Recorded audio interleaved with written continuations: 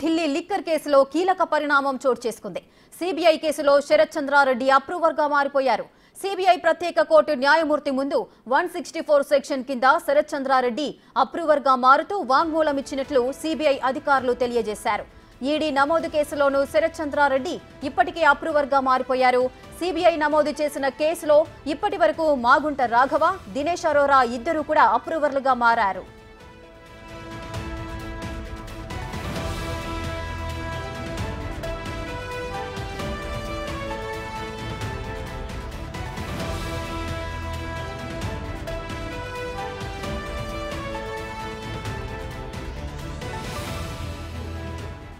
Delhi liquor కేసులో కీలక పరిణామం చోటు చేసుకుంది. సిబిఐ కేసులో శరత్ చంద్రారెడ్డి అప్రూవర్ గా మారిపోయారు. సిబిఐ ప్రత్యేక కోర్టు న్యాయమూర్తి ముందు 164 సెక్షన్ కింద శరత్ చంద్రారెడ్డి అప్రూవర్ గా మారుతూ వాంగ్మూలం ఇచ్చినట్లు సిబిఐ అధికారులు తెలిపారు. ఈడీ నమోదు చేసిన కేసులోనూ శరత్ చంద్రారెడ్డి ఇప్పటికే అప్రూవర్ గా మారిపోయారు. సిబిఐ నమోదు చేసిన కేసులో ఇప్పటి వరకు మాగుంట రాఘవ, దినేష్ అరోరా ఇద్దరు కూడా అప్రూవర్లుగా మారారు.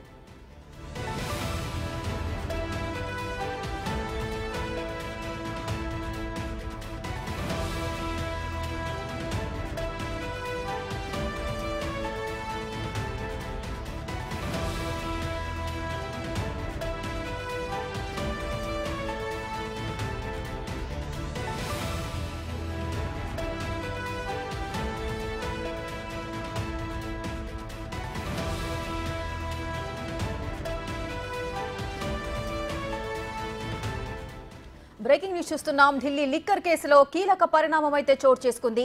సిబిఐ కేసులో శరత్ చంద్రారెడ్డి ఫైనల్ గా అయితే అప్రూవర్ గా మారారు.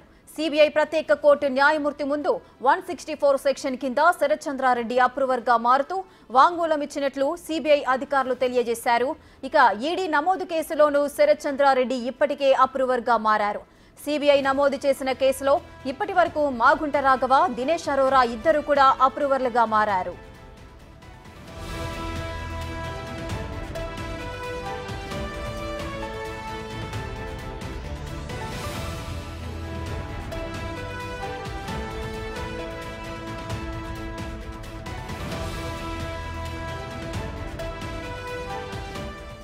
మరింత సమాచారం మా ఇన్పుట్ ఎడిటర్ పవన్ కుమార్ అందిస్తారు. పవన్, సిబిఐ నమోదు చేసిన కేసులో ఇప్పటి వరకు అయితే అటు మాగుంట రాఘవ, దినేష్ అరోరా ఇద్దరు కూడా అప్రూవర్లుగా మారారు. ఇప్పుడు ప్రజెంట్ శరత్ చంద్రారెడ్డి కూడా ఈ ఢిల్లీ లిక్కర్ స్కామ్ కేసులో సిబిఐ నమోదు చేసిన దాంట్లో కూడా అప్రూవర్ గా మారారు. ఇక ఈ ఢిల్లీ లిక్కర్ స్కామ్ కేసు ఎటువంటి మలుపులు చోటు చేసుకునే అవకాశాలున్నాయి? సౌత్ గ్రూప్ లో కీలకంగా వ్యవహరించిన శరత్ చంద్రారెడ్డి ఇప్పటికే ఈడీ కేసులో అప్రూవర్ గా మారారు. అటు సౌత్ గ్రూప్ ఏర్పాటు, ఆ తర్వాత రీటైల్ అవుట్లెట్లు దక్కించుకోవడంలో, పాలసీ రూపకల్పనలో మార్పులు చేయడంలో కవిత పాత్ర పైన ఆయన గతంలోనే అప్రూవర్ గా మారి పూర్తి స్టేట్మెంట్ ను కూడా ఇచ్చారు. తాజాగా అటు సిబిఐ ఈ కేసును సమాంతరంగా దర్యాప్తు చేస్తుంది. ఇటీవలనే అటు రౌస్ రెవెన్యూ కోర్టు అనుమతితో జైల్లో ఉన్న కవితను సిబిఐ అధికారులు విచారించారు. తాజాగా ఈ కేసులో కూడా అటు శరత్ చంద్రారెడ్డి అప్రూవర్ గా మారారు. ఆయన వాంగ్మూలాన్ని న్యాయమూర్తి ఎదుట నమోదు చేశారు. 164 స్టేట్మెంట్ ను కూడా నమోదు చేశారు.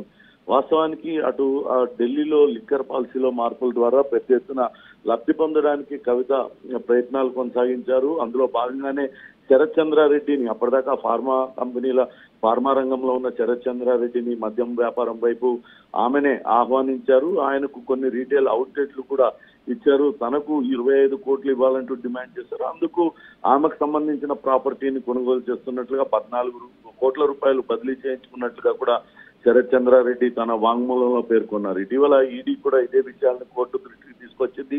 తాజాగా ఆయన అప్రూవర్ గా మారడంతో కవితకు మరిన్ని చిక్కులు తప్పేలా లేవు. ఇప్పటికే ఈ కేసులో కీలకంగా వ్యవహరించిన మాగుంట రాఘవ, ఎవరైతే 45 కోట్ల రూపాయలు కవితకి ఇచ్చానంటూ చెప్తూ వస్తున్నారు, ఆయన కూడా అప్రూవర్ గా మారారు. ఇక ఢిల్లీ మద్యం వ్యాపారి దినేష్ అరోరా కూడా సిబిఐ కేసులో కూడా అప్రూవర్ గా మారారు. ఇవన్నీ కూడా కవితకు కొత్త చిక్కులు తెచ్చిపెట్టేవిగా ఉన్నాయి. ఇప్పటికే ఆమె బెయిల్ పిటిషన్ దాఖలు చేసుకొని బెయిల్ కోసం ప్రయత్నిస్తున్న తరుణంలో ఇలా శరత్ చంద్రారెడ్డి కూడా అప్రూవర్ గా మారడం ఆమెకు కొత్త తలనొప్పులు తెచ్చిపెట్టినట్టు అవుతుంది. బెయిల్ కు మరింత జాప్యం జరిగే అవకాశం కూడా కనపడుతుంది.